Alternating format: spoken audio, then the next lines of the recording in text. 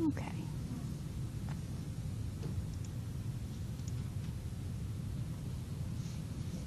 Okay, Chapter 8 and 9. Chapter 8 should be a little bit familiar. We started talking about colony morphology and the macroscopic exam of the growth on colony plates and how we can characterize it. So this is one of the first steps of identifying organisms growing in our cultures. And we'll see several examples of some very characteristic morphologies that we see on these plates. And those morphologies can help us figure out a certain path of identification for an organism a lot faster than sort of a shotgun approach. You know, what is this organism? I'm just going to perform all these tests and try to figure out which direction I need to go. If we can clue in on some characteristics, especially from the colony morphology and gram stain, we can shorten that process a lot easier. So these are your objectives, and we're going to be working on these as we go. Describe growth on blood, chocolate, and McConkey agars, and how that's used as the preliminary identification of isolates. So we'll get an experience of that in the lab today, and then we'll get continued experience as we're working up organisms. So what you want to do is correlate the growth on all of this media, and not look at them individually per se, but sort of together. And then differentiate between gamma, alpha, and beta hemolysis. We got experience with that last week, and we'll get some more experience this week with recognizing the difference. What's beta hemolysis? A complete clearing around the outside of the colony where the sheep blood is completely destroyed. And what's alpha hemolysis? Partial hemolysis. And what does it look like? It's green color, right? And then gamma is no hemolysis. Describe how gross colony characteristics are used in the presumptive ID of microorganisms. So how do we use these characteristics to lead us down a certain path? You won't be expected to recognize a certain colony morphology and think of a certain organism yet. You will in the future. But for now, we're just kind of going to get comfortable with the terminology and how to recognize them. So in the future, by using the colony morphology, you'll be able to differentiate between different organisms. So you'll be able to differentiate a staph from a strep. You'll be able to differentiate Streptococcus agalactica from Streptococcus pyogenes. Both of them are beta hemolytic, but the zone of beta hemolysis is very narrow on agalactica and very wide with pyogenes. The alpha hemolysis of Streptococcus versus Strep pneumoniae. How do we tell the difference between both of those organisms? One is normal flora and the other one is a pathogen. So it's important that we recognize that. And there's some more examples there. So take a look at your case in point. We've got a decubital ulcer from a 65-year-old hospital inpatient. We set up a sheep blood agar, a chocolate agar, and a McConkey agar with the sample. So we talked about sheep blood agar. It is an all-purpose agar. It allows us to differentiate between hemolysis patterns, right? So it's also differential. Chocolate agar, what category of agar is that? Enriched. Everybody likes chocolate, right? So fastidious organisms are going to grow, they're going to prefer to grow on chocolate, but they won't grow on all-purpose media. Okay? And then McConkey agars, anybody remember what a McConkey agar is? What it does? Fermentation of what? Lactose. Excellent. So it's differential because we can see whether or not the organism is able to ferment lactose. It's also selective. How is it selective? It only allows one type of organism to grow on it. All the other types of organisms are inhibited. Gram-negative bacilli will grow on MacConkey, but a gram-positive cocci will not grow on MacConkey.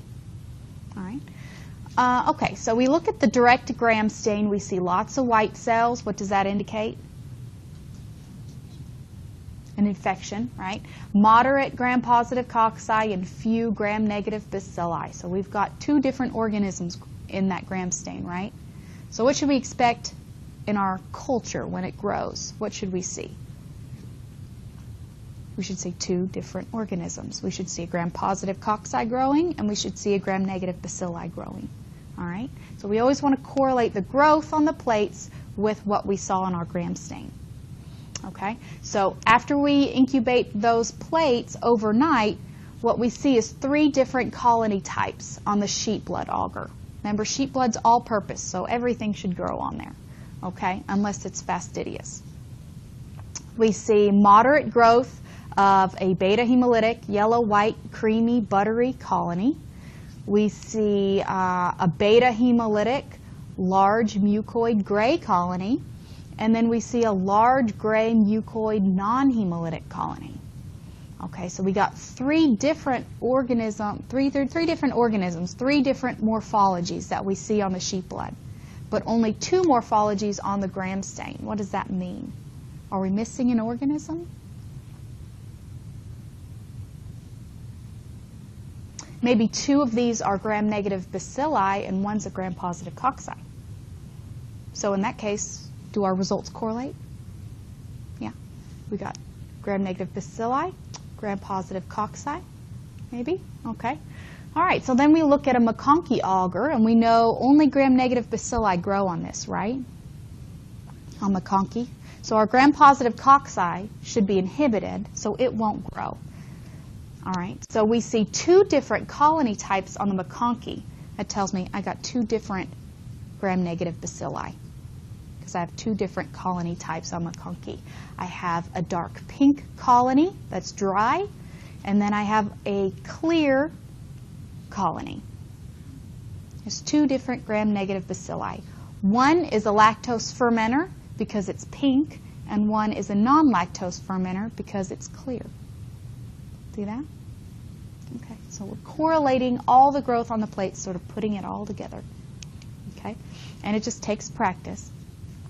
Here's another case in point. We got gram stain results and colony morphologies of the, this is the same one, of the 3 isolates. They did biochemical testing and antibiotic susceptibilities on the ulcer. So what do we want to consider the role of colony morphology on the presumptive ID?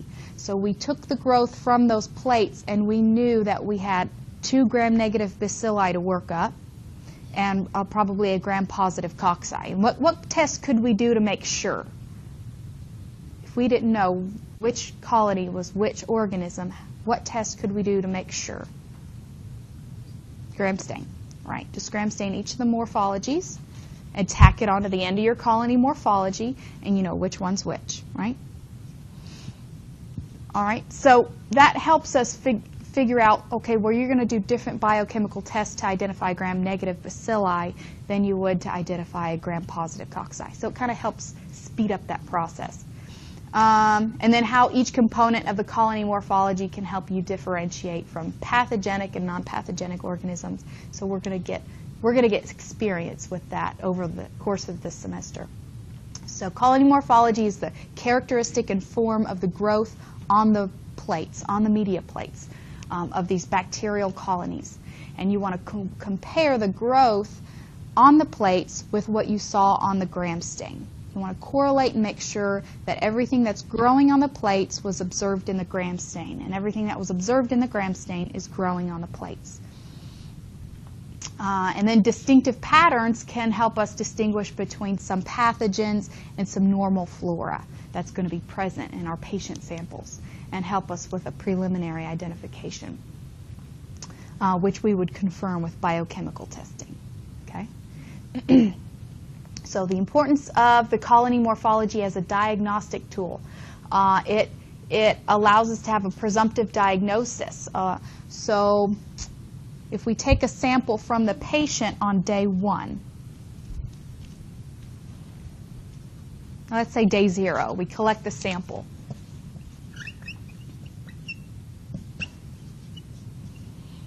We have to wait 24 hours before we can look at the growth on that sample, right? So already the diagnosis is delayed by 1 day before we can get the colony morphology. Many times, we can't give a definitive identification to the physician on that day.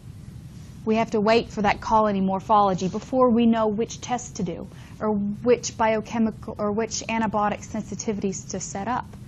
So on day 2, based on that colony morphology, we're going to set up certain biochemical testings. We're going to set up some sensitivity testing to see what antibiotic will work against that organism and which ones won't, right? That's going to be day 2. So that's 48 hours, right? 48-hour delay between sample collection, seeing the patient, and having a definitive diagnosis. This is the organism that's causing the infection. This is the drugs that will fight the infection, and these will not. So a colony morphology can shorten that by 24 hours. That can really save a patient's life in some cases. So it's important. What else? Best guess at the best guess giving the type of specimen and what is seen before we do confirmatory tests. So we can assume if it's a genital culture on a female that has ulcers, and we plate it on modified Thayer-Martin, which grows Neisseria gonorrhea. If we have growth, we have a presumptive identification that that female has Neisseria gonorrhea, right? We have to do the biochemical tests and confirm that, but the doctor has that presumptive identification 24 hours faster than we can give him the confirmatory or the diagnostic identification. So that helps to jumpstart therapy. Knowing which biochemicals to set up based on that colony morphology saves time, it saves money. You're not doing the shotgun approach, you know. So there's a lot of advantages. So when you're doing a colony morphology, you want to do it at 18 to 24 hours after incubation. Okay? You do it too soon, and it's not going to exhibit the right morphology. Hemolysis may not have shown up. The colony may not be the right color. It may not have had time to ferment the lactose, so it may be clear instead of pink. So the age of the culture affects the size and the characteristics that we see on the plates. Plating media, what we put the specimen on, the type of media that we put the sample on, that influences how the organism looks. E. coli looks very different on sheep blood than it does on MacConkey agar. And that's because they're very different types of media. They do different things.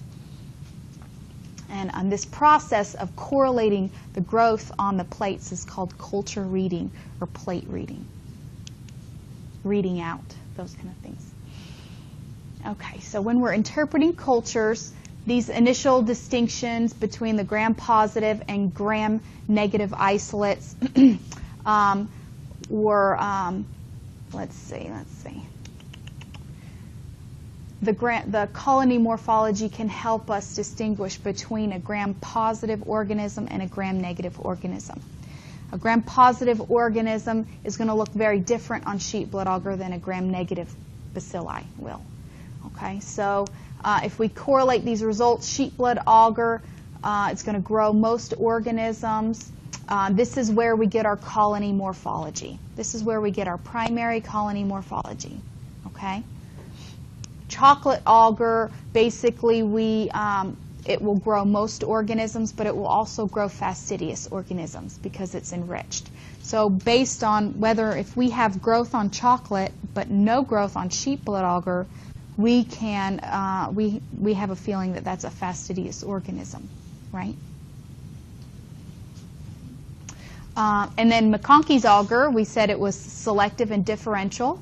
It selects for gram-negative bacilli, particularly these enterics, which are organisms that live in your GI tract. Okay? And we can determine whether or not they are lactose fermenters or non-lactose fermenters on McConkey agar. So we can differentiate between similar organisms. Okay? So if it's pink, then I know that gram-negative bacilli is a lactose fermenter. So I'm not going to take my colony morphology from the McConkey agar, but I'll incorporate the results that I get from that agar into my colony morphology, into what I know of that organism. Okay? And these are just some examples. E. coli and Citrobacter, they're going to be pink and dry colonies on McConkey. Okay? So when I see that, when I see pink dry colonies, I'm going to think E. coli or Citrobacter.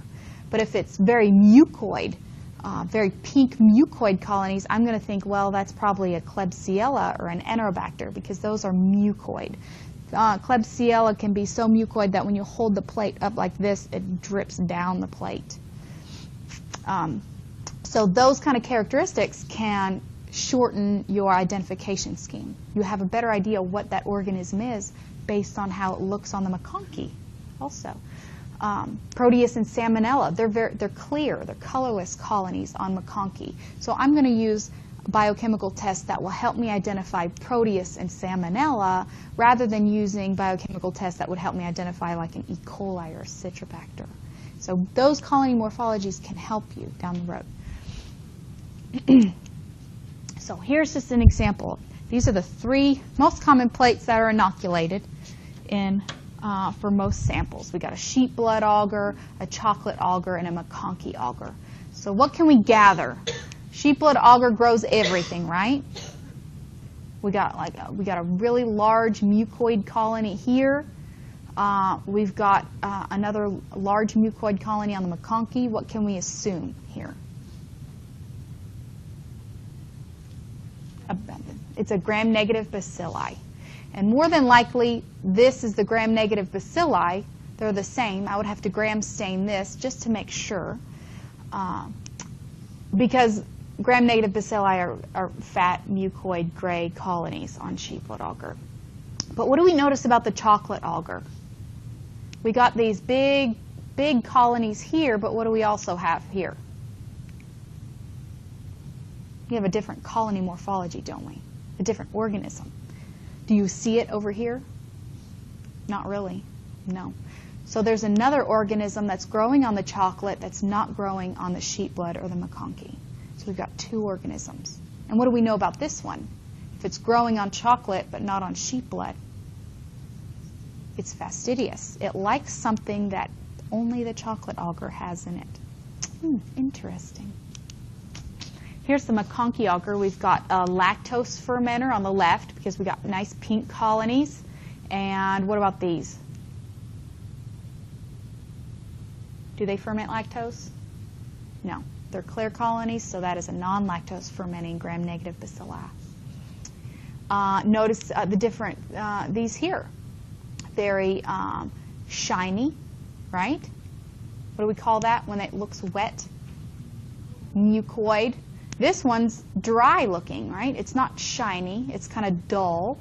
So this is a dry colony on McConkey. This is a mucoid. So this might be maybe a Citrobacter, and that could be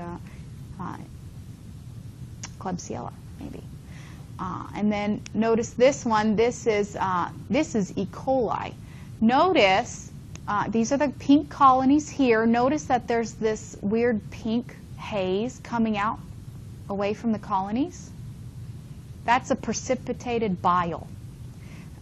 It's something that only E. coli will do on McConkey. So when you see the colonies surrounded by this pink haze, you know, oh yeah, that's an E. coli. Still got to do your testing. But notice this one is a lactose fermenter also, but there's no pink haze around the colony. So that does not have precipitated bile. Neither does this one. All right. Now to view hemolysis, we look at the plate with light shining behind the plate. So we either have the light source behind the plate with the agar on the side of the light and the colonies on us. You don't want to hold the plate in reverse position where the media is facing you and the colonies are facing out. It's harder to see it that way. So you have the plate looking at you, the colonies looking at you with the light behind it. And this hemolysis patterns are the most important for Streptococcus organisms. That's going to help you identify Streptococcus organisms. So there's two major types. We talked about alpha hemolysis, which is partial clearing, and beta hemolysis, which is your complete clearing of the red cells.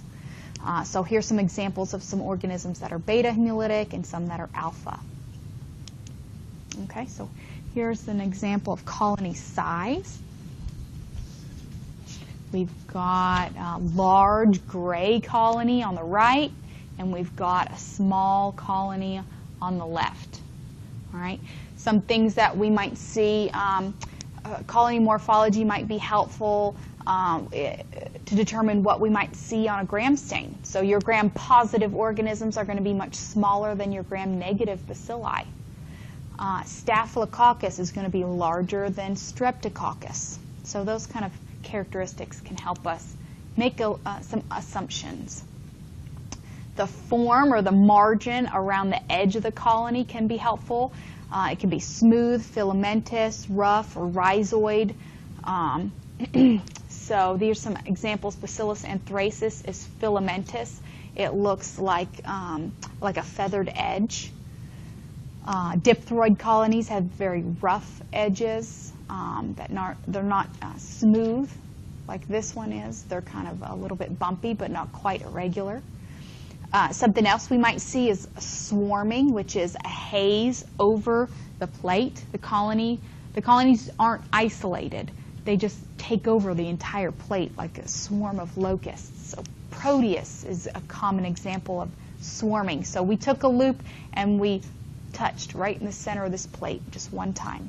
And we incubated it for 24 hours, and that colony swarmed. You can see the rings around here. So just touching it once, that one colony swarmed and took over the entire plate. See that? So when you see swarming, you want to think Proteus.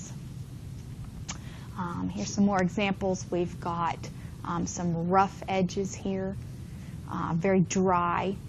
Umbonate, which means that the middle of the colony comes up into like a nipple on the surface. See that? So elevation can be important. We can see flat colonies, raised colonies, convex or dome-like. Umbilicate, you want to think of your like umbilical, your belly button. It goes in the center. So strep pneumo will often have this pitting or umbilicate to it if it has no capsule, or if it has a capsule, I'm sorry. It will have this donut shape. Density, so can you see completely through the colony, or do you see, is it opaque? You can't see through it at all. So most of your staph and your strep are going to be like an opaque kind of colony, or maybe semi-opaque, where it's maybe opaque in the center, but you can see through it around the edges. Color can be important. Here we got probably some kind of coag-negative staph. It's white. And down here we've got like, it's almost orangish, right? Yellowish, orangish color.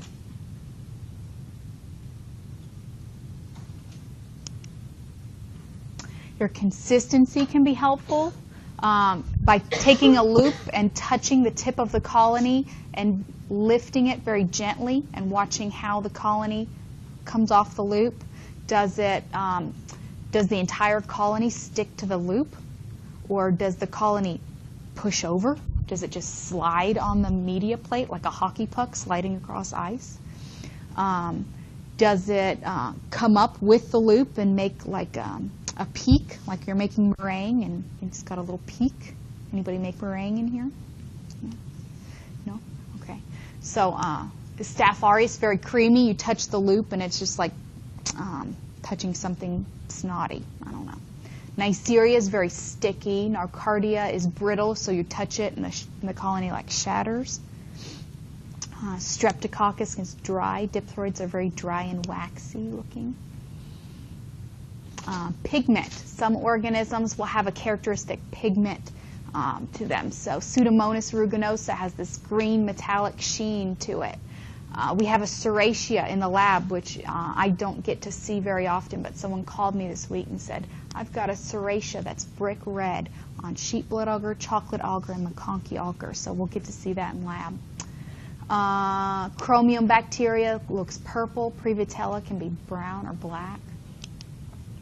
So here's some example. Here's our serratia. What do we see? This is McConkey agar, and it's pink, isn't it? Is it the same kind of pink? It's a very different kind of pink, isn't it? So it's a non-lactose fermenter. Those colonies should be clear, but because the organism has a red pigment, it looks like it's pink, but it's not the right color pink. And then we can kind of see in here some of the red coloration on the chocolate agar. The one I have in the lab is a lot better. Here's Pseudomonas aeruginosa with its metallic sheen. It's not a great example, but if you kind of hold it in the light, it kind of shimmers.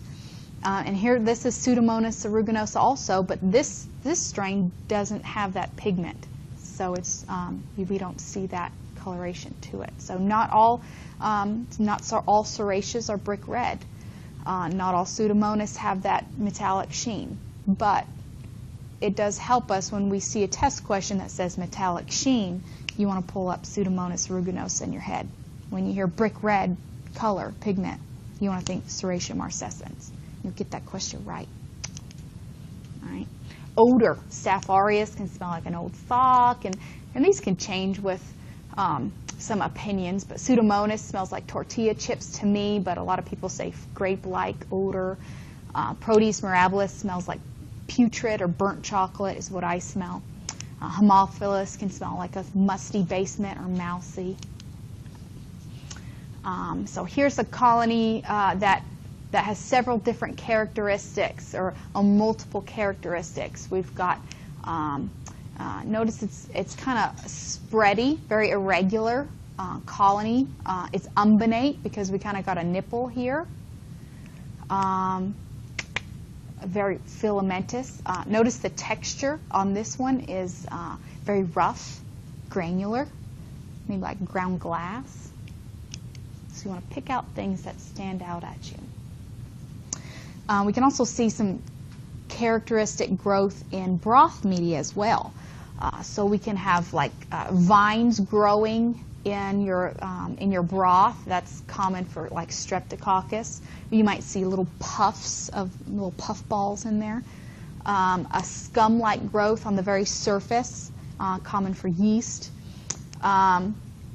Turbidity, if you see cloudiness all throughout the broth, it's probably a facultative anaerobe.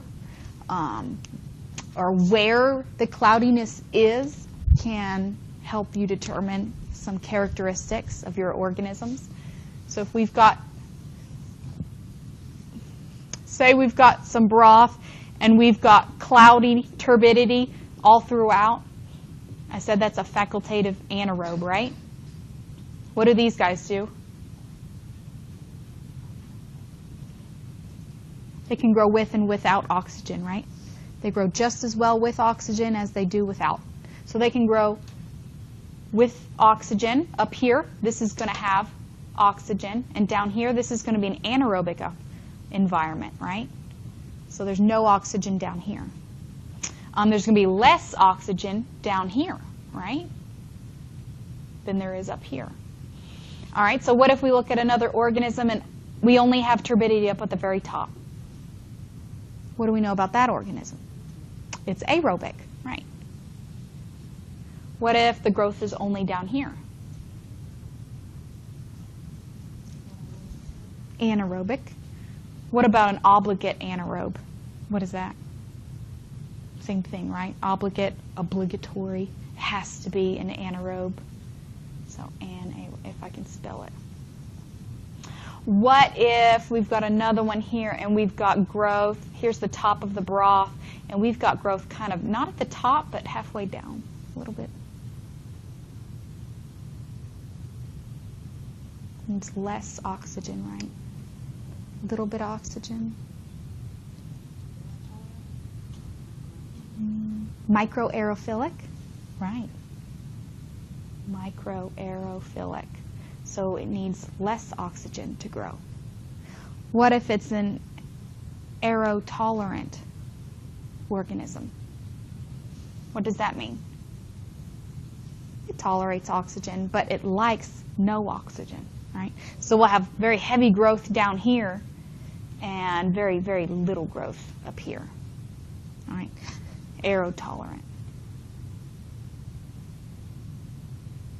You can also see this on a plate really well. If you incubate a sheep blood agar in an anaerobic jar and one in an aerobic jar, an aerotolerant organism is going to be very sick on the oxygen incubated plate, and it's going to be very healthy on the anaerobic plate.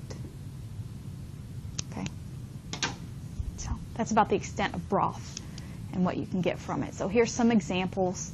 We got some bubbles, so we know that organism is a gas producer, which can be helpful. We got some scum up here, so yeast is obligate aerobe. It has to have air to grow. Here we got our streamers, right? Got some puffballs. So this is just going into what we just talked about. Be able to, if I give you a description of a broth, what kind of organism is that? What kind of environment does that organism require if I describe where it's at in a broth? Here's a microaerophilic organism. All right. So this is a couple of pictures that your book has that kind of illustrates the difference between a pathogen and a normal flora. So Viridans Streptococcus is normal flora in your respiratory tract. So when you get a sputum sample or some kind of respiratory sample, this guy is very common to see in there. Notice he's alpha hemolytic, right? We can see some greening. Now this guy is a pathogen, and he just looks evil, doesn't he? This is Strep pneumo, very mucoid. Notice it's umbilicate. We've got some a dip in the center, so we know that it produces a capsule based on that. It looks like a water droplet, right? So it looks much more mucoid than this one does. This one oftentimes has that umbonate center, so you'll see a nipple on the edge. Here's an example of Strep pyogenes and Strep agalactica. So Strep pyogenes causes strep throat, and Strep agalactica is group B strep. It can cause a variety of things, but mostly they screen pregnant women for it because it's very bad for newborns and fetuses. So here's an example of Strep pyogenes. We've got a very, very teeny tiny colony, right? And we've got a very wide zone of beta hemolysis. Here's a good picture. We got teeny tiny colony and very wide zone of beta hemolysis. Here over here for Strep agalactica, we've got a large colony and a very narrow zone of beta hemolysis. We can't even hardly see it here unless we pick up the colony. Here's a better picture. We've got a larger colony and a very narrow zone of beta hemolysis. Sometimes you have to pick the colony up just to see what's underneath it. Is it hemolyzing those red cells or not? So when you hear wide zone of beta hemolysis, teeny tiny colony, you think of pyogenes. Very narrow zone of beta hemolysis, you want to think of Strep agalactica. Here's Staphylococcus versus yeast. They're both white, opaque colonies. This is Staph aureus, so it's beta hemolytic. But I think what they want you to look at is like the elevation of the colony and the edge of the colony. So Staph aureus is convex. It might be umbonate with a nipple, whereas yeast is like a heap. You know, it piles up on top of each other. They're smaller. And notice these little feet things here growing out. And staph doesn't have those, do they? Yeast will have these little feet coming out from the edge of the colony. All right? Not bad, huh? This is where it kind of gets a little brutal.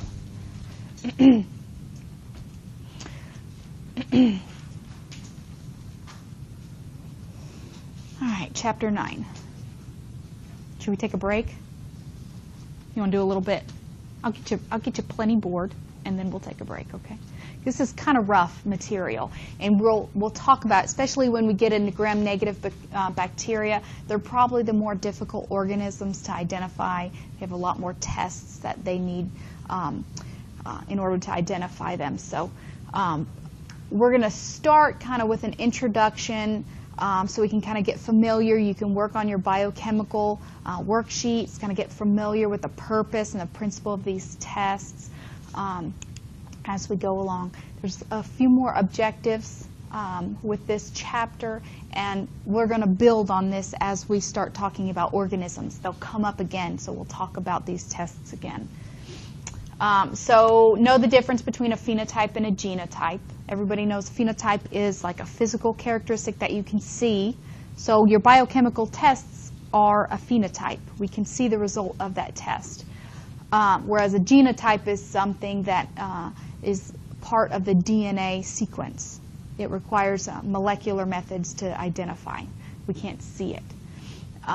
Discuss the utilization of lactose by bacteria. We'll talk again. We did on the first lecture a little bit about lactose fermentation. We're going to talk a little bit more about lactose fermentation and how we can test for it. Compare the difference between oxidation and fermentation. We talked a little bit about metabolism of carbohydrates. So whether or not they can break down a sugar in oxygen or without oxygen is very important and helpful for us to identify our organisms. Explain the different reactions that we can see on TSI agar and KIA agar.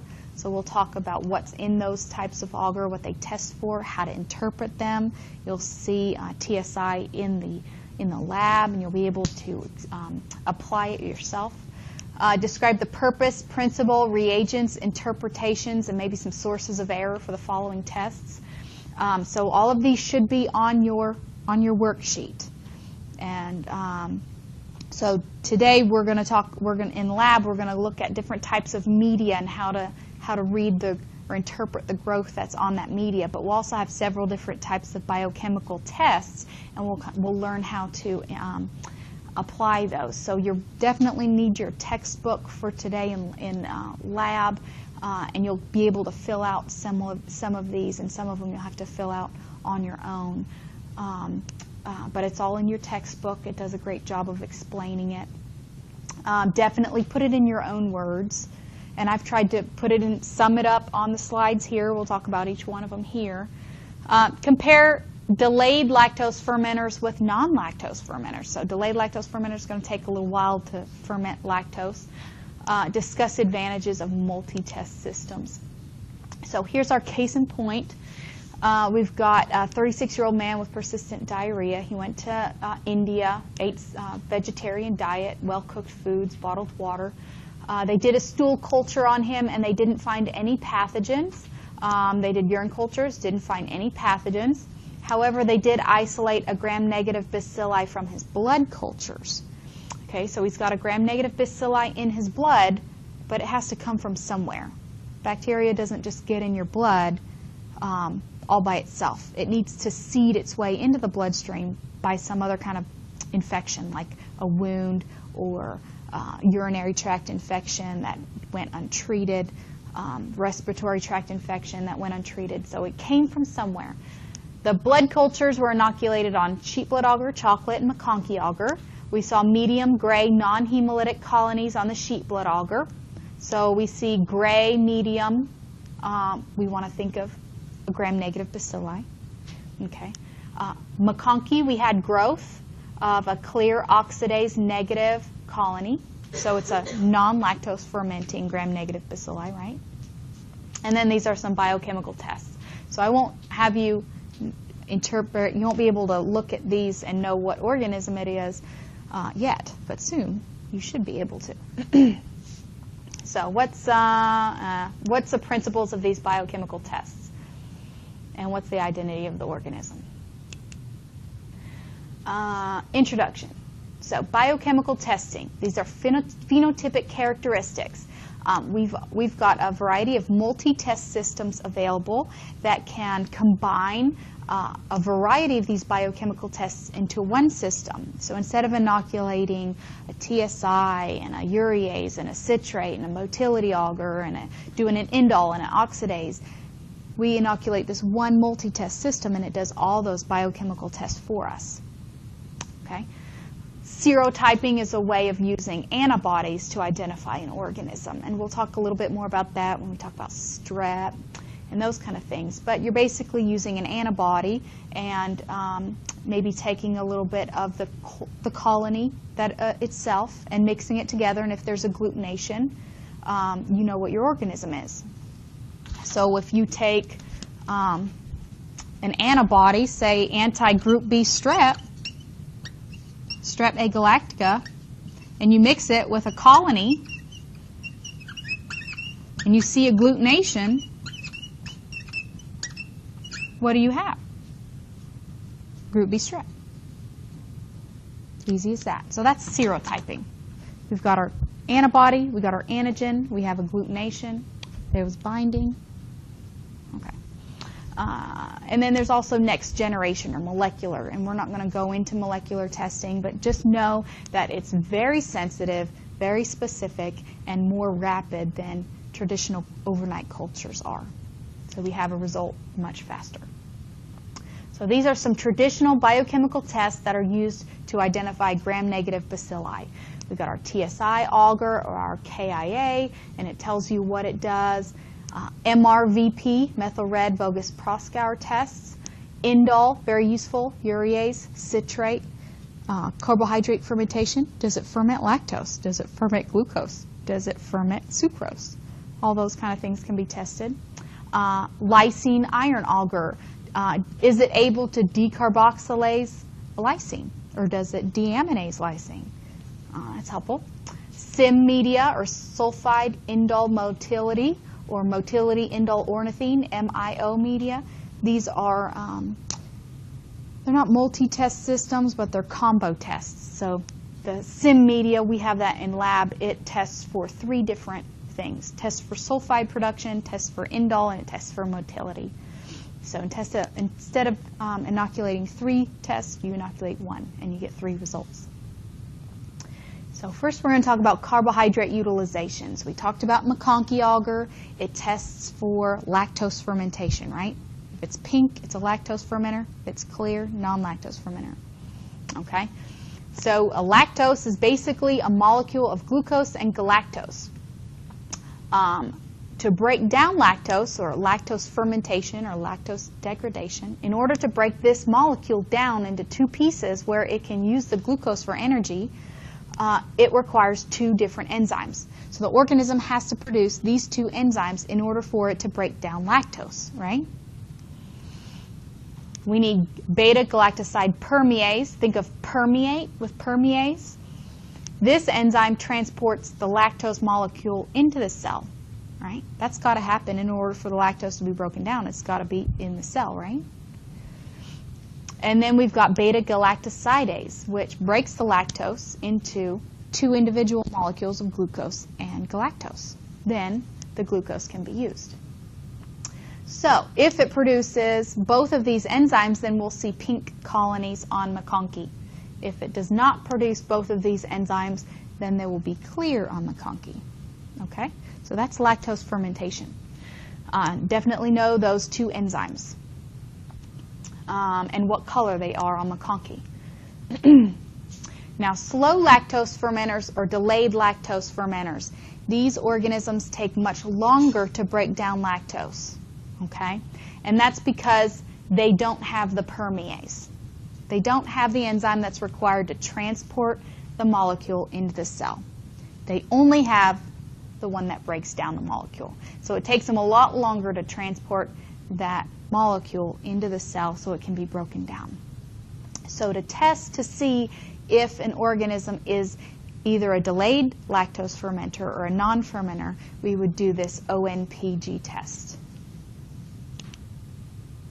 Okay, and we'll talk about that in a second. Okay, something else that's very useful to identify gram-negative bacilli is, are they an oxidizer or are they a fermenter? Are they able to ferment glucose or do they oxidize glucose? Okay, so basically what I want you to know is oxidation requires oxygen. Fermentation requires no oxygen. It requires an anaerobic environment. Okay, so the pH indicator that these tubes have is called bromthymol blue, and if there's an acid pH produced, then it turns a yellow color. And then we talked about fermentation occurring, any oxidation and fermentation. If it occurs, the pH becomes acidic. It goes down, right? So a yellow color is produced. If oxidation or fermentation does not happen, then a yellow color is not produced. So that's a negative. Okay, so OF tests. So all we're trying to determine here, the purpose is to determine whether or not they're an oxidizer or fermenter. The principle is that oxidation and fermentation of carbohydrates results in accumulation of acidic byproducts. And that results in a yellow color change that's detected by the pH indicator. So that's how the test works, right? So oxidation, if the organism is able to utilize carbohydrates like glucose, lactose, right? Aerobically, then it results in an acidic pH. Fermentation is utilization of carbohydrates anaerobically, and it also results in an acidic pH, so a yellow color change. An asaccharolytic organism, you should know this term. Asaccharolytic means no saccharolytic. All right? It doesn't utilize carbohydrates. So there's no pH change. So basically, you have two tubes. You inoculate two tubes. You have an aerobic tube and an anaerobic tube. All right? The anaerobic tube, you put a couple of drops of oil in there. Yes? You said asaccharolytic Means do not use carbohydrates. So it'll be negative for both tubes. Okay, so your anaerobic has the oil, a couple drops of mineral oil, and that seals it, so no oxygen can get in. All right? The other tube left open. It's aerobic, exposed to the air. Okay? So you inoculate both tubes with the organism in question, and you incubate it overnight. Okay? Let's see. And if the open tube is yellow, that means it's an oxidizer. Okay? So you've got two different tubes here. You've got one that was an aerobic tube, and you've got one that's an anaerobic tube. Okay? This is your fermentation tube, right? This is your oxidizing tube. So you interpret them together. I need a yellow marker. I don't have one. So say your oxidizing tube or your aerobic tube is yellow, and your other one is clear. What do we know? It was able to ferment that carbohydrate only in the presence of oxygen. So it's an oxidizer. All right. What if we see a yellow color in both tubes? That means both environments. It could ferment glucose in both environments. It's both an oxidizer and a fermenter, because it could break down glucose in both atmospheres. All right. What if it's a clear color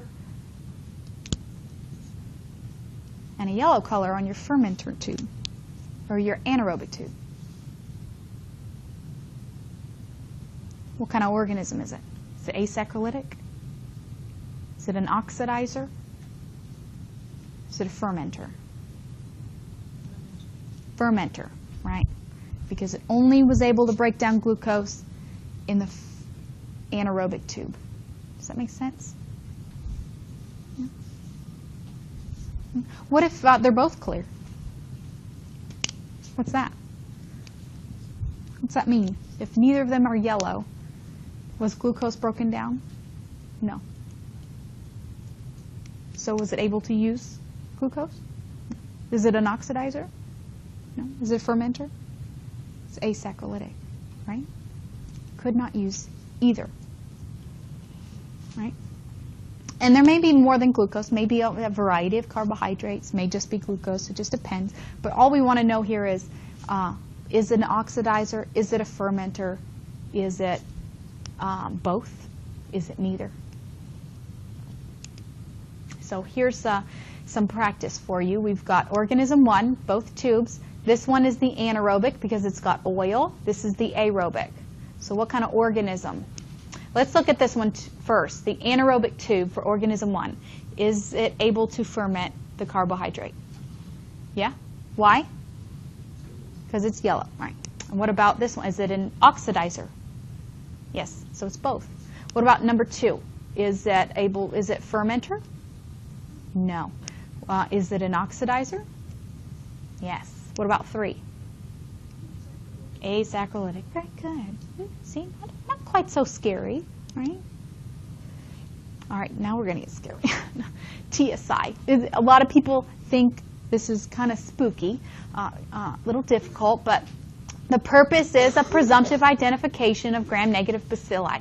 We want to determine if the organism is able to ferment glucose, sucrose, and or lactose. So we've got 3 sugars, triple sugar, iron, agar, 3 sugars, right? So utilization of the sugars present in the medium causes a buildup of acidic product and results in a yellow color change. So if it's able to use the sugars, we got an acid produced and it turns yellow. Same thing as the last test, right? Okay, so the ability of the organism to ferment glucose is indicated by a yellow butt. So this is a slant tube, not a broth. And if you eat a lot of glucose, your butt's going to get big. You look at your butt, I don't know, something like that. You look at the butt to determine whether or not glucose is fermented. You look at the slant to determine if sucrose or lactose is fermented.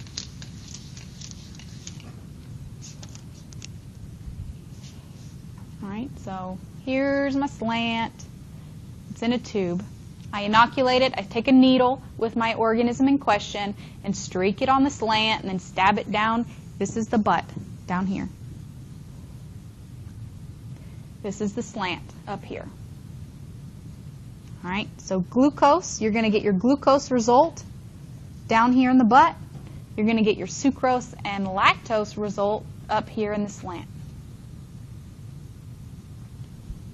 So if the organism breaks down glucose or ferments glucose, we'll see a yellow butt. While a yellow slant indicates the ability to utilize lactose and or sucrose. Okay? So if the slant is yellow, it may ferment sucrose, it may ferment lactose, it may ferment both. We don't know. That's why we say and or. Because if it ferments one but not the other, we'll still have a yellow color change. All right. We can also detect if the organism produces hydrogen sulfide, H2S. We'll see a black precipitate.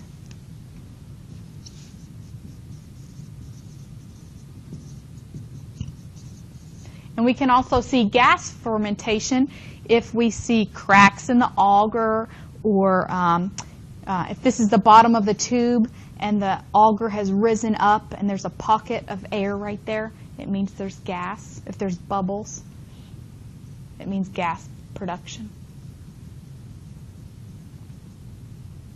Okay? All right, so what does the triple sugar iron agar contain inside it? It's got 3 sugars, your glucose, your sucrose, and your lactose. Lactose and sucrose are present in much higher concentrations than glucose is, okay? And that is so that the organism uses the glucose up and then starts breaking down the lactose and sucrose. Glucose is much easier to use, right? So if we have a lot more glucose in there, it's going to use up the glucose way before it uses up the sucrose and lactose. So remember that, 10-to-1 ratio of sucrose and lactose as compared to glucose. Much less glucose. KIA is basically the same test, except there's only 2 sugars, lactose and glucose. There's no sucrose in KIA, so know that. Let's see. Both of them contain ferrous sulfate and sodium thiosulfate. All that does is helps us determine if it's hydrogen sulfide positive. So we'll see a black color change if H2S is produced. The pH indicator in TSI and KIA is phenol red. So if it's acidic, below 6.8, it should be yellow. And then we've got 2 reaction chambers. We've got the butt, which is the glucose fermentation reaction, and then we've got the slant where the lactose and sucrose reaction comes from. So you inoculate the TSI or the KIA and you incubate it for 18 to 24 hours. And then you're going to interpret it slant first, then butt. So we'll notate the slant, we'll put a slash, and then we'll put the reaction from the butt. So these are the different interpretations that you might see or that could be possible. Okay, so basically it's one of these 3, and then whether or not H2S or gas is produced, you tack that on the end of your interpretation. Where's my, here it is. So fermentation, no fermentation of glucose or lactose or sucrose. We're going to have red over red, or the slant will be red, the butt will be red. Okay? Alkaline over alkaline. What we would document basically is just K over K.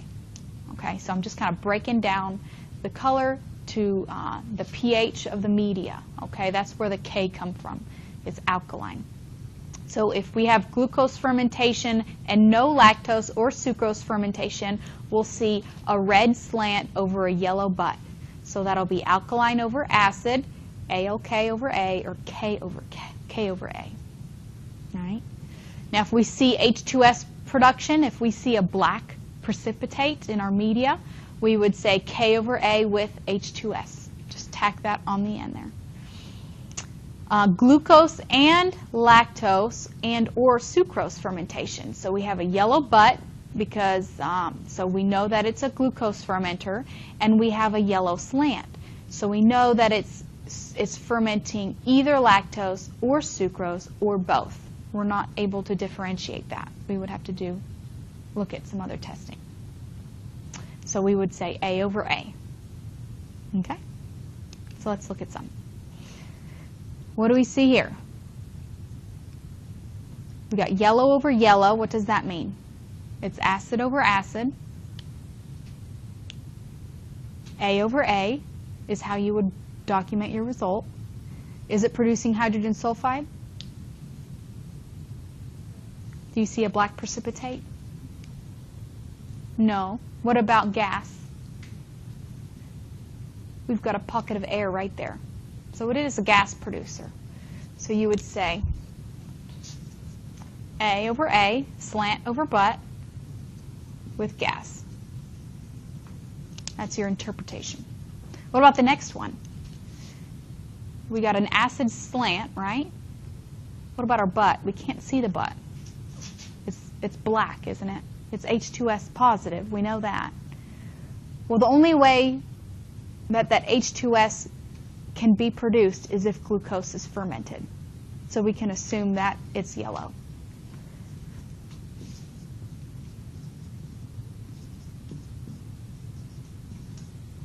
Acid over acid with H2S. So the only way for H2S to be produced is if glucose is fermented, if we need an acidic environment. What about this one? Does it ferment glucose? Yes. What about sucrose or lactose? No, it's red. So how do I document no fermentation on the slant? K for alkaline, right? K over A. and that's it. What about this one?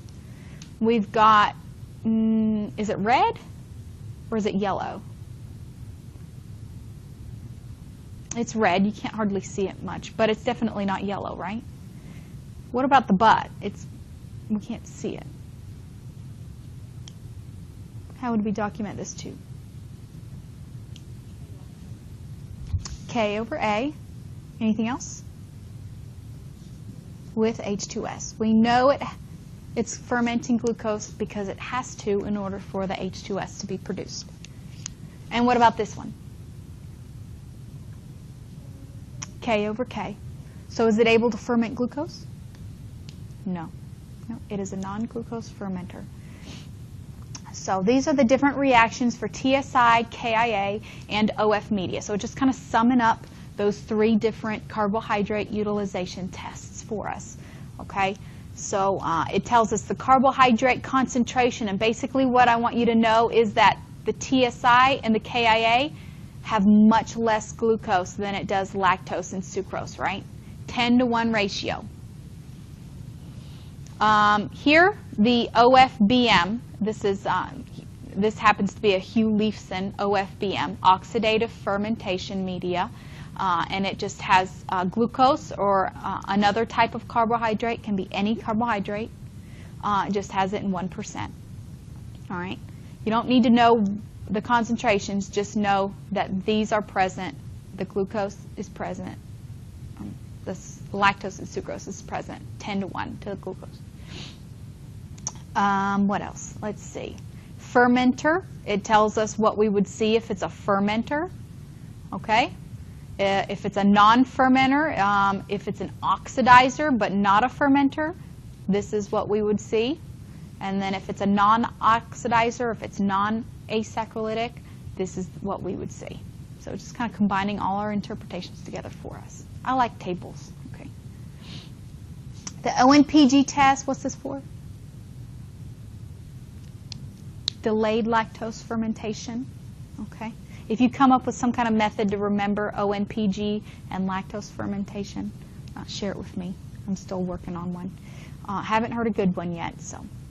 So ONPG is basically, I don't want you to know what this stands for, but it's not lactose. It's another molecule that's similar to lactose, and it's very easily transported into the cells, much easier than lactose. So this test, the purpose of this test is to differentiate slow lactose fermenters from non-lactose fermenters. All right. Delayed lactose fermenters will hydrolyze or break down the ONPG, and it will produce a yellow color. Okay, so here we've got a positive test. A yellow color was produced, so it's positive. It's a delayed lactose fermenter. This is a negative test. It's not a delayed lactose fermenter. It's a non-lactose fermenter. Okay. MRVP, methyl red bogus Proskauer. This is 2 tests. Okay. Basically, you have an MRVP broth, you inoculate it, and you incubate it 3 to 5 days. All right. Once you've incubated it, you're going to split that broth into 2 separate tubes. All right. 1 for each test. 1 for the methyl red test, 1 for the VP test. Okay. And we're going to test to see which pathway this organism uses to break down glucose. All right. The methyl red tests for 1 pathway. The VP test is going to test for another pathway. All right. So there's 2 different principles here, 1 for the MR and 1 for the VP. So the methyl red principle, if glucose is metabolized by this mixed acid pathway, then a red color will develop after addition of the pH indicator methyl red. So after we incubate it, we split it into 2 separate tubes. And for 1 tube, we're going to add methyl red. And if it turns red, then I know that it uses that pathway. Okay. The VP test, it indicates that the glucose is metabolized by butylene glycol pathway, and a red color will develop after the addition of the VP tests. So we will add potassium hydroxide and alpha naphthol. Okay, those are the VP reagents. And if we see a red color change in that tube, then it's going to use that pathway. Okay, and usually you'll have one pathway or the other, not both. So MR, think of methyl red, mixed acid, right? Bogus Proskauer. I think of a Vogue model lighting her cigarette with a butane lighter, right? Because that's what they do, right? So butylene glycol, butane lighter, Vogue model. It helps. Okay, so here's our MRVP broth that we inoculated, and we let it incubate, and then we split it into 2 tubes. There's more than two tubes here because we're just illustrating the different reactions that are possible. Okay, so this is an uninoculated tube. That's what it'll look like. After we add the methyl red test, the methyl red reagent, the pH indicator, this is a weak reaction, so it's not quite as red as this positive reaction, but it's still positive. And then this is a negative result for the VMR. In our other tube that we separated from this broth, we had 2, we added the alpha naphthol and potassium hydroxide, the VP reagents. And a red color indicates that it uses that butylene glycol pathway. Okay? And a yellow or no red color indicates a negative. It does not use that pathway. Okay? All right. Are you ready for a break now? Yes, I'm seeing some yes. Let's take a quick one.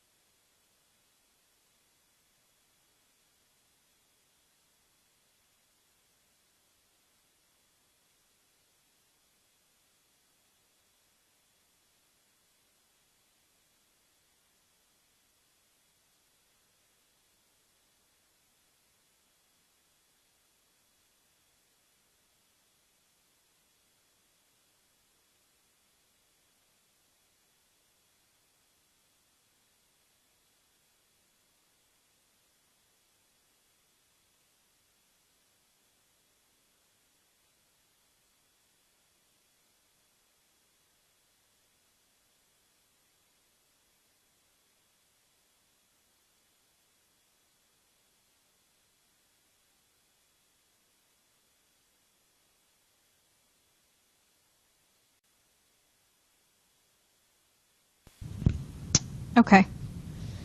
All right, decarboxylase test.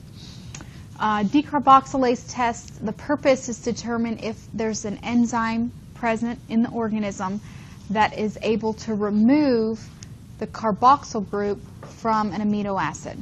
Sorry, I thought everybody was back. So, is there an enzyme present that removes this carboxyl group from an amino acid? So these are all just examples of amino acids. We can test for a lysine decarboxylation or ornithine decarboxylation or ornithine. Okay, so an amino acid, this is the basic structure of an amino acid, and that's a typo. It should be NH3, but it doesn't really matter. All I really want you to see is the charges here. So NH3, or amino group, has a positive charge, and the carboxyl group has a negative charge. Okay? All right, so if it removes the carboxyl group, then the pH will decrease. No, it will increase. So let's go back here. Here's our basic structure. So protein is just repeating subunits of this molecule. So we have an amino group, a carboxyl group, and then just this middle part gives its specificity. So lysine will have something here that will differentiate it from arginine, which will have something else here. But it's all a repeating subunit of this structure, right? Okay. So if we remove this carboxyl group, then we're taking off this positive charge, right? The enzyme removes this carboxyl group, getting rid of that negative charge, and what we have is an accumulation of this piece that's left, an accumulation of these positive charges. Well, what happens if we get an accumulation of positive charges? The pH is going to go up, right, to alkaline. What if we take off the amino group? What's going to happen to the pH? It's going to go down. We'll have a buildup of this other side here that's negatively charged. Okay? So we'll have an acidic pH if it has a deaminase enzyme present. All right? That kind of helps me think through this, these two different tests, carboxylase and deaminase. So the broth medium contains some glucose. It contains these two pH indicators, bromo, cresol purple, and cresol red. It has whichever amino acid that we're testing for, lysine, arginine, ornithine, whatever. All right. Both of these tubes are going to be overlaid with oil, and we're going to incubate it for 24 hours. And we get our decarboxylation result from the butt of the slant. Okay. So the principle is that the initial fermentation of the glucose that's present makes a very slight acidic pH change, so it causes it to be yellow, but eventually the amino acid is decarboxylated and the pH is going to increase to an alkaline color and a purple color in the butt. So you don't have to memorize this stuff about glucose causing a yellow color change. It's just important to note that you need to let it incubate the proper amount of time. You have to incubate it for at least 24 hours because if you get it out before that, it's going to have a yellow color because of this process, and you'll get a false result. So that's one of the sources of errors, not incubating things long enough or incubating them too long. The pH is going to change. Another source of error is that anything with a pH indicator has to go in the aerobic incubator. Aerobic incubator. Okay? It cannot go in CO2. Some of our incubators have CO2 infused to allow catnophiles to grow, right? Organisms that like CO2. It can't go in CO2 because that CO2 is going to change the color. It's going to change the pH, and we'll get false reactions. So this is another source of error. Cannot go in CO2. All right?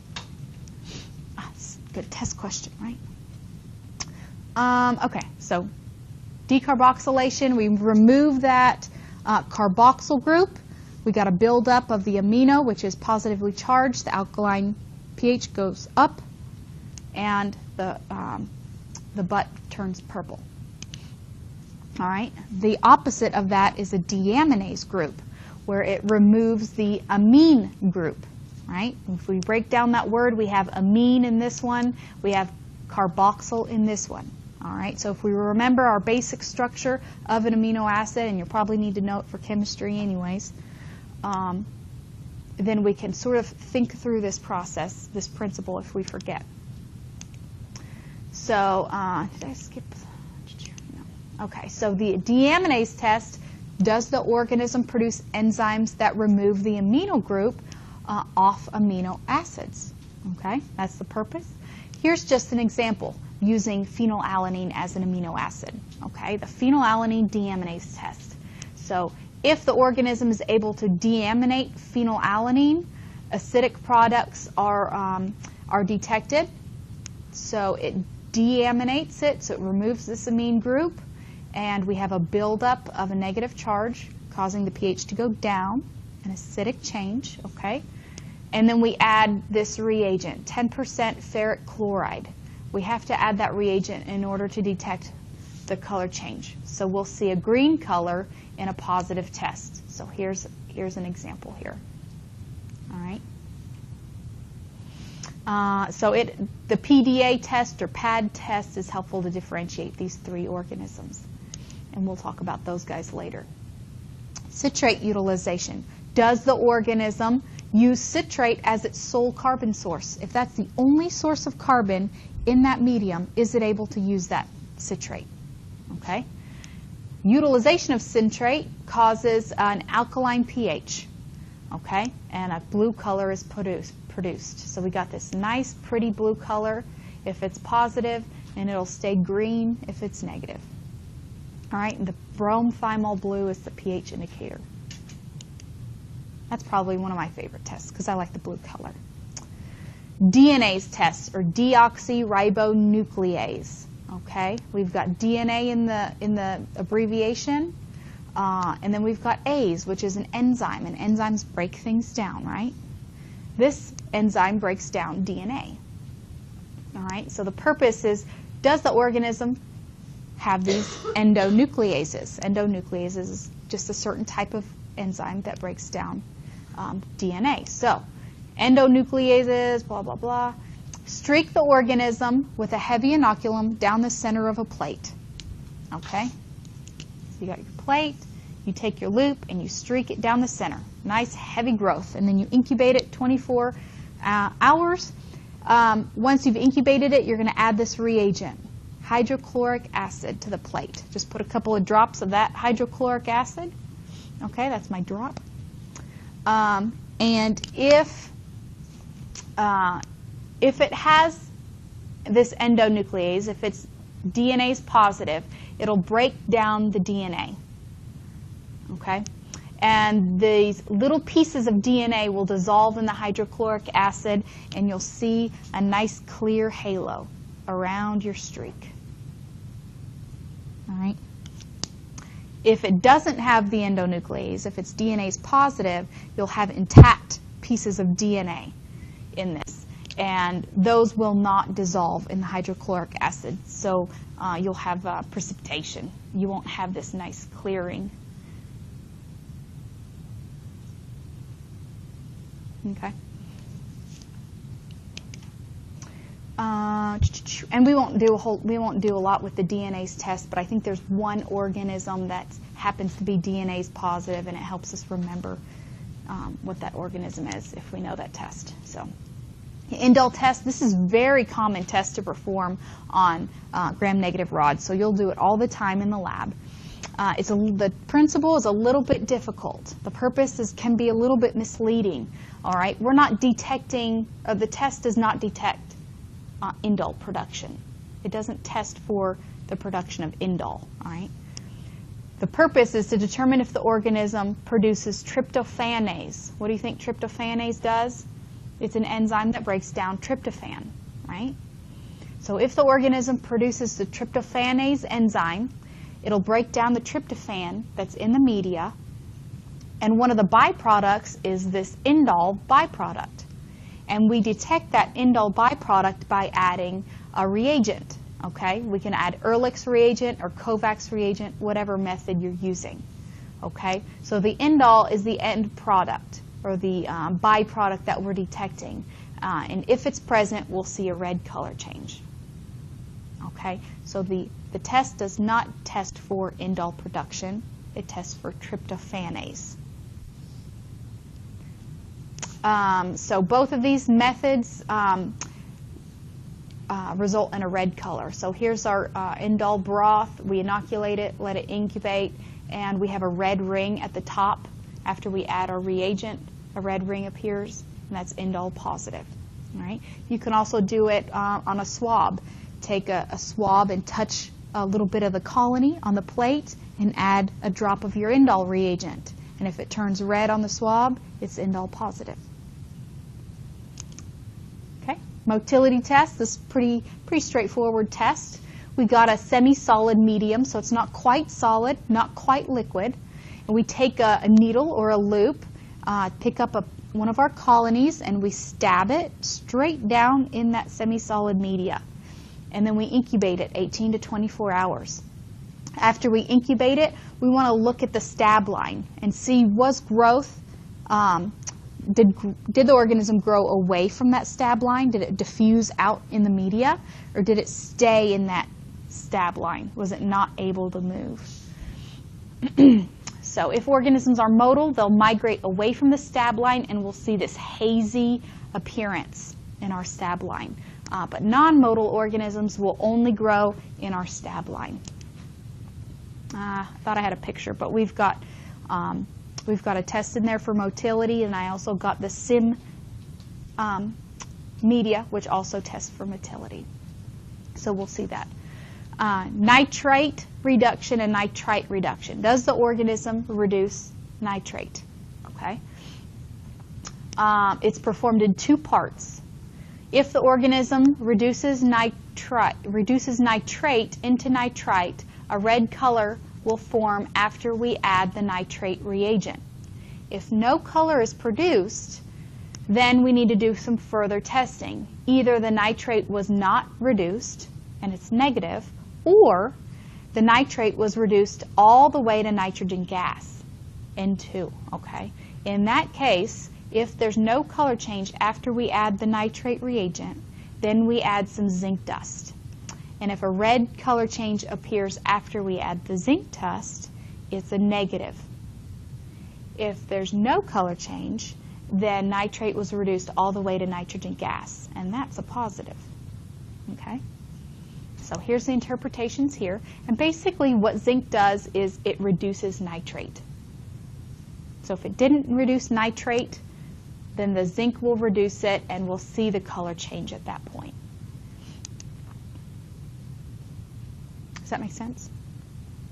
That's kind of a tricky one, because we got two interpretations there. So after you add the first reagent, if it's red, it's positive. If there's no color change, you have to add zinc dust. If it turns red, that's negative.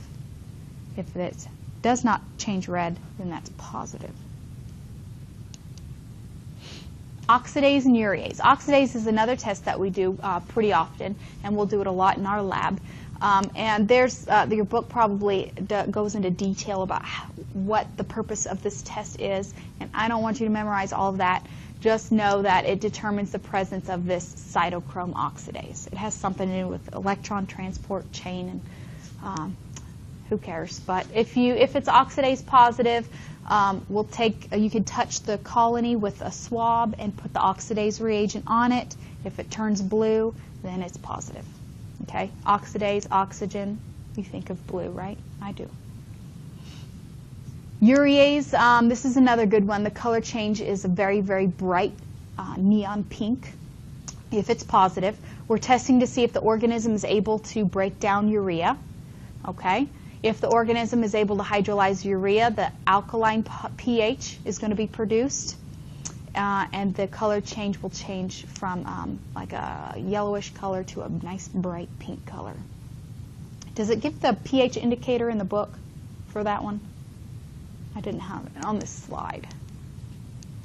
but it's probably on your homework.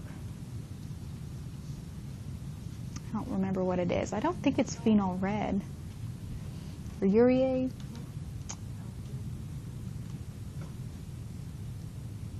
Phenol red. It is phenol red. So phenol red turns pink in an alkaline environment.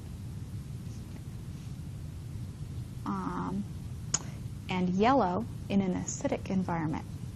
They should have called it phenol pink. It's misleading. Lysine iron auger slant. This is my least favorite test. Okay, it's basically just combining decarboxylase test and deaminase test. Okay.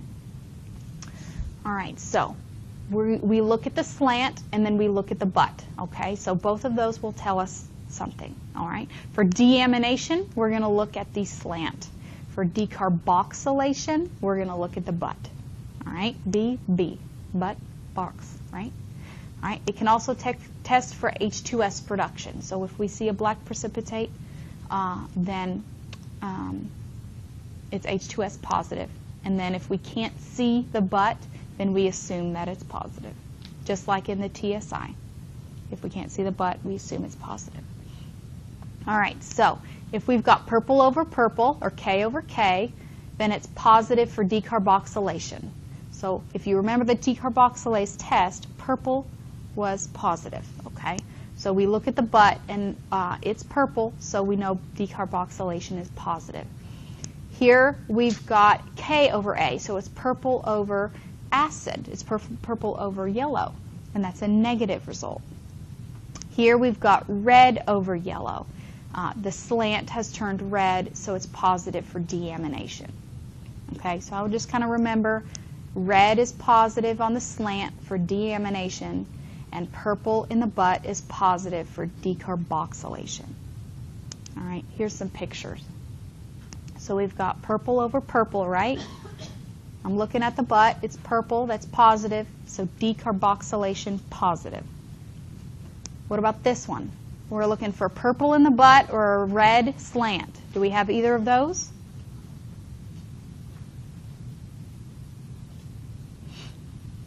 No.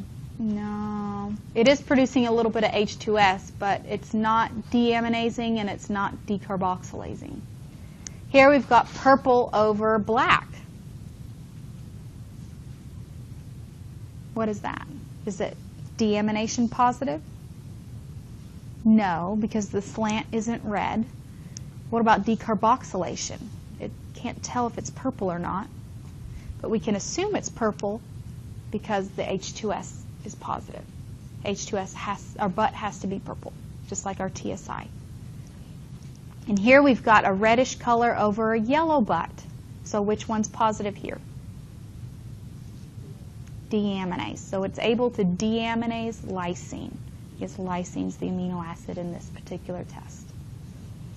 All right, that's probably one of the more trickier ones, I think. Okay, so there's combo tests available, and we'll see this sim media. Combo test just combines a couple of tests, okay? Makes it a little bit easier. We get a few more reactions. Some multi-test systems are available.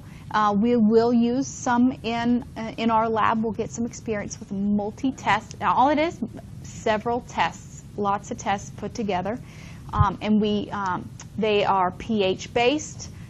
Some of them are enzyme-based. Some of them test for whether the organism can use a certain carbon source.